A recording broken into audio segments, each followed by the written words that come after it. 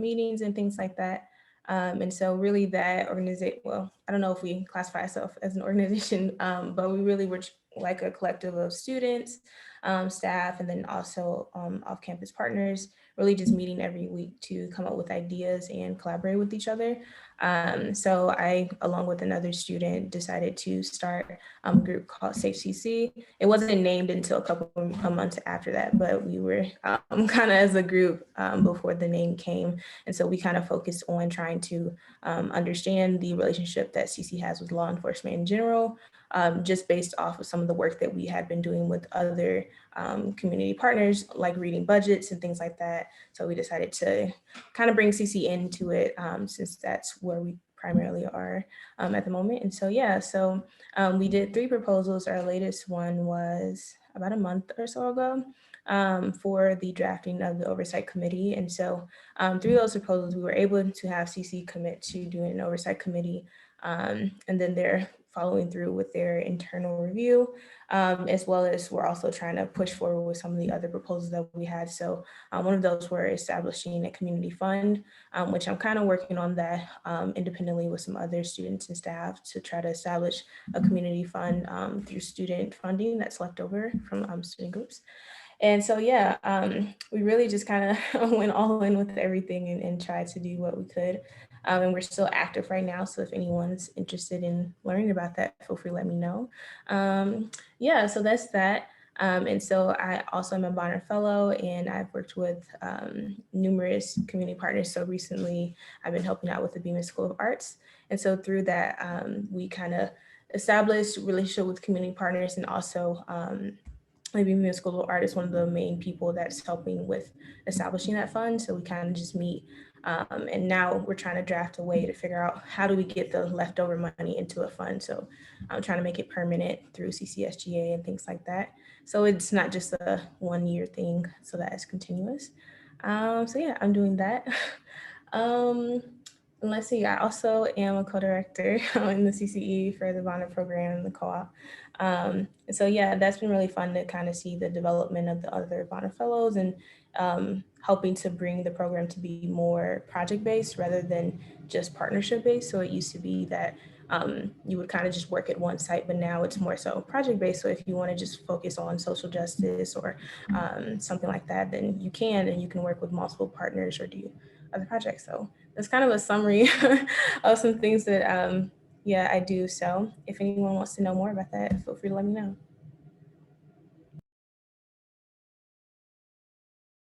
Yes. Yes, Martrice. That's so awesome. I was looking for like the emoji. I just Okay, I think I'm okay. wanted to celebrate what you were saying. I think it's so amazing, actually, what you've been able to do so much despite like COVID, the pandemic. I feel like all of us know how limiting that has been for like work in general, personal development, like mental health, self-care. Like it's just been tough. And I feel like so proud of all of the people here that, we were able to, in our own little ways, just try to like keep up with meaningful work that was important for us. I'm not sure who all the panelists are, so I'm going to keep it short because I don't want to take up anybody like else's time. But I was actually working as an ELL tutor at Mitchell High School, which is a public high school southeastern Colorado Springs. I actually made contact with them when I was going into my second year as a Bonner. I had planned to develop like a mentorship tutoring program with the assistant principal, and we were like on board to do this work together, but COVID happened, and so I think that was like the most challenging thing for me, was having to like basically change completely our plans, how we were going to do it, where, when, how. Like it just was a crazy thing. And I definitely like appreciate how much resiliency COVID has taught us. So yeah, I basically talked a lot with the assistant principal, different teachers, volunteer coordinators, even outside volunteer coordinators, basically to support these students who are really, really struggling to stay in school because of the pandemic. These are students that don't have good Wi-Fi access, don't have access to a good computer, or they share it with their siblings. Their home's not a like good working space for them either. So I think the big mission was to kind of help these kids stay motivated and stay in school, really work to reach their like high school diploma. So I am working with students who are immigrating from Latin America. So they all are Spanish speaking, they're first generation immigrant students, and most of them don't like speak fully English. So I think that's an added challenge for teachers to actually connect with them. So yeah, during this year, I think my main like mission was actually trying to jump into classrooms. That's what I was doing through like, WebEx, and just going into breakout rooms with students and trying to forge a relationship with them, trying to help them out with their algebra. And yeah, I think it's been quite a rewarding process. It's been very tough for sure. I think Zoom exhaustion has been very felt like for myself, for those students. But at the end of the day, if you like, once you start getting to know people, it really does, for me personally, like change the situation, and definitely help me keep going with this project. So yeah.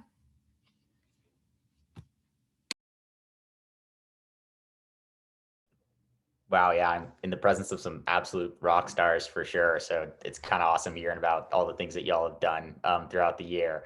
I guess I can go ahead and get started, and I'll start off by talking about my own little bit, and then I can talk about Ben and I's project and community engagement as well too. So just my own little bit as I started off the year trying to do virtual events through speech and debate. That's one of the big things that I do around here on campus. And one new club that I was trying to get established here is a club called Middle Ground. And on the surface of its name, it naturally has a lot of pushback in the sense that it seems like I'm trying to bring everyone together into a room and to agree. But that's not really at all what the idea or the foundation of the club was. The idea was to try to focus on empathy and human understanding of different lived experiences, and rather not to agree, but rather to at least start conversations on topics that are quite difficult to have, not only on CC's campus, but also in the larger Colorado Springs community as well. Just because I've definitely found through my time here at CC, I think we're definitely in a pretty unique space, having a community outside of CC that doesn't necessarily hold the exact same political views as we do. So that was something that I started off, but then quickly realized that that project was very difficult virtually, and engaging in that space created its whole different set of issues and problems. So I kind of shifted gears a little bit midway through the year. Ben and I took a class together where we were kind of learning about the Haitian Revolution, and just how we never learned about that in history class, and how a lot of the things that we've learned in school, and particularly civics, were not really based in what like the true history and what the true outcomes of like participation in our democracy really has led to, and there wasn't a big enough emphasis on that. So Ben and I kind of came up with an idea to try to work on creating civics education workshops in Colorado Springs, but not only Colorado Springs, but Bayfield, Colorado as well. If y'all don't know where Bayfield is, it's a rural area right outside of Durango. And the idea of that, again, is just to try to unite just kind of rural and urban areas in Colorado to get different groups of students talking to each other that normally wouldn't, as well as trying to expand our definition of what civics is, to move beyond just like you're only looking at civics as are you going to vote or not, which we agree is a super important portion of it, but want to expand it to forms of community engagement as well. So that's a big project that Ben and I have been working on and are quite excited about to be able to do this summer.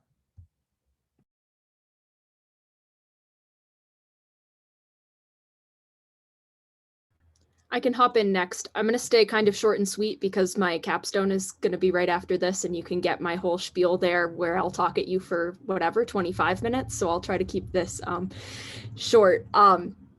But my work has definitely pivoted, as with other people, and I'm in awe of all the amazing things that people have actually successfully pulled off this year. I think a few of the things I've worked on, obviously that video that you just saw has been a big fruit of my efforts. And so I'll talk a little bit more later about how that's sort of grown out of my years at CC. But some of my other work, my thesis project sort of built broadly defined on what I think of as community engaged work, because I was looking at COVID vaccination rates and how those are determined. And I think that that issue of public health is one that's really pressing to what's happening in these times in particular. I also continued some work with some of the community organizations that I've been working with, but sort of in a more virtual format. But a lot of it for me has been sort of figuring out what is the legacy that I want to leave, in addition to sort of how can I continue my own work, but how can I make sure that that work continues after I'm gone here. So I'm going to keep it short. Come to my presentation. This is my plug if you want to hear more.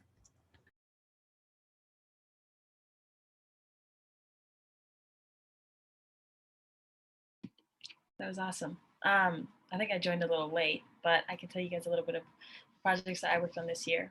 I actually think that this I guess session is a great example of why the goals that I was going towards, and that my goal this year was just to build. There's just an incredible community at CC that's so inspiring, and I just kind of felt that I was missing those moments where I got to talk to people just randomly and like hear about the fantastic things that they were doing.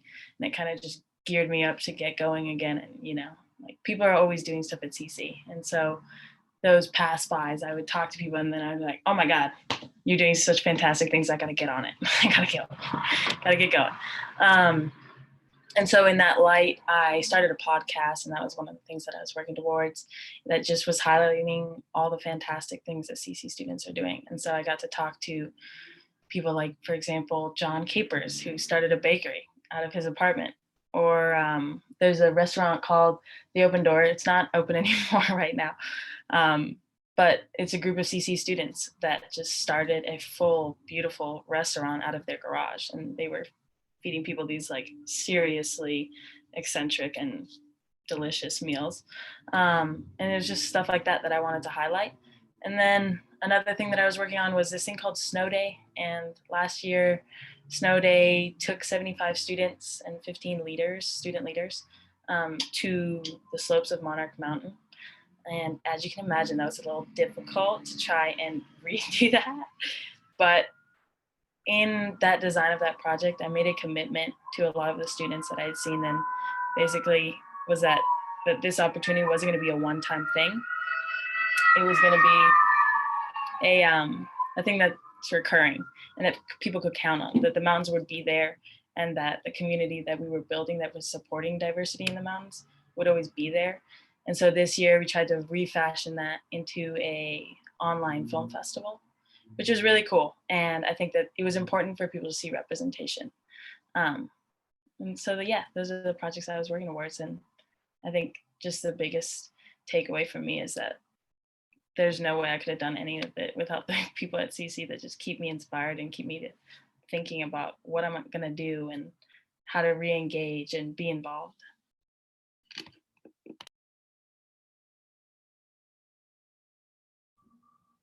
I love that message. Yes, it's so amazing to hear all of you kind of talk about the people that you are working with on your projects and finding inspiration from each other. Ben, I was wondering if you wanted to introduce yourself. I didn't want to, I know Deksyos talked a little bit about your project, but if you want to just quickly introduce yourself before the next question. Yeah, I'm Ben. I think Deksyos pretty much covered it, but we're working on the Davis Project for Peace this summer.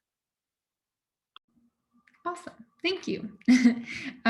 Yeah, so thank you all. It's seriously inspiring. Talk about inspiring. All of your stories are amazing, and all of this work is happening this year and then the summer during COVID. So thank you for sharing that. To kind of expand on the work that you shared, and you can kind of choose, if you're very involved in multiple things, you can focus on one project if you'd like for this next question, or all of the engagement work you've been doing. Though we'd like to hear how your engagement this past year has been impactful for not only the community and the people you've engaged with, but also for you personally. So I'll pop that question in the chat too, but if we could just do the same thing, feel free to answer whenever you're ready.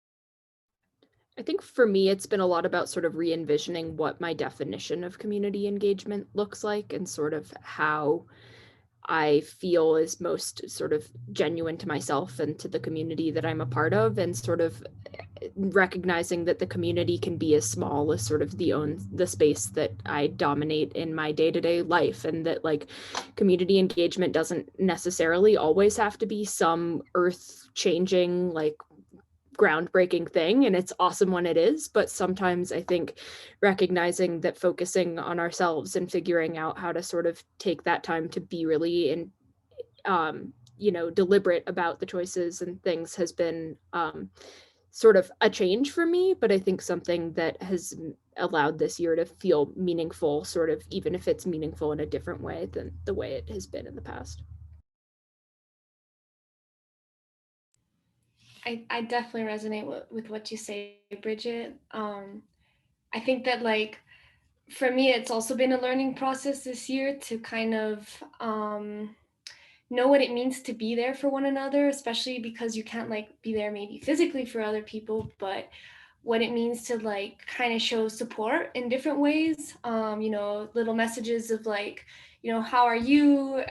Let's have a phone call, or you send them, a nice picture or a song or something. Like those little things for me, I think have meant like have built community, because for me community in the end of the day is like the relationships that are important to me, both in my like close circle but also with the other people I'm involved with, that are just like through the workplace or through academics. And yeah, I think it's been definitely a challenge to be there for students who I work with because of just like the online barrier, and not being able to see them in person or anything. But I definitely feel that like those just showing up and just letting them know, like showing your face, turning on your camera, and just being like, hey, I'm here for you, is I think like one of the biggest ways you can just show support. Yeah.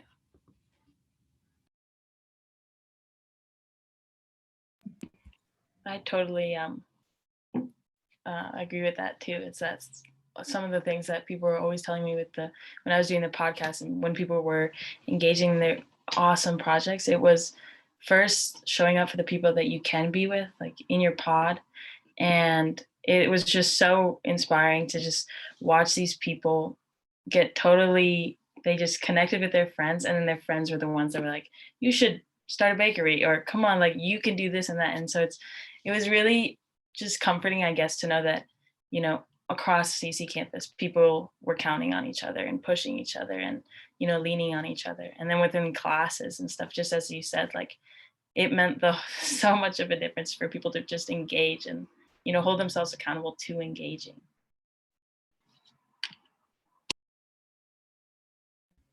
Yeah, I would say this past year that like the work that I've been doing in general with who I've been doing the work with, I think it's served more so as a catalyst for others to get involved in work, especially with Cal's kind of starting in the summer, and then there being branches coming off that, such as like CC Mutual Aid, like that was a branch at one point, and then Safe CC, that was a branch. So in my past couple years at CC, I haven't seen so many projects and like initiatives pop up so quickly. And I think definitely like this virtual space helped people do that or tap into it, whether it's just like going to a meeting or something. So I think it was really impactful to connect people together and see like what they could do, especially first years. Like first years came in and it just was like, we're gonna do everything. And it was really amazing to see them like take control of CC in that way. I think for me, I definitely have been impacted by like the relationships that I have formed with other people. I feel like I've learned more about CC in general and other students.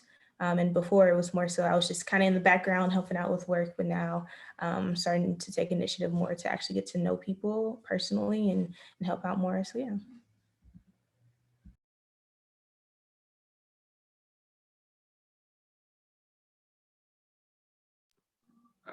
Oh, sorry. I was just going to say for our project, one thing we're focusing on is like practical applications of civics education. And one way, like in making that project, it has forced me to think about how I can apply like what I'm learning in the classroom at CC, because I think often I sort of like stay within that like bubble of I've got to write the paper, I've got to like do this. And so like in sort of designing a project to push people outside of that limit, I like hope and think that it's like helping me to do that as well.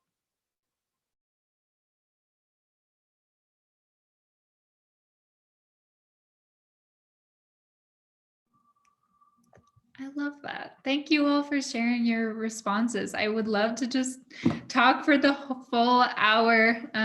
Although I do know it's 5:30, so we do need to move to our second breakout rooms.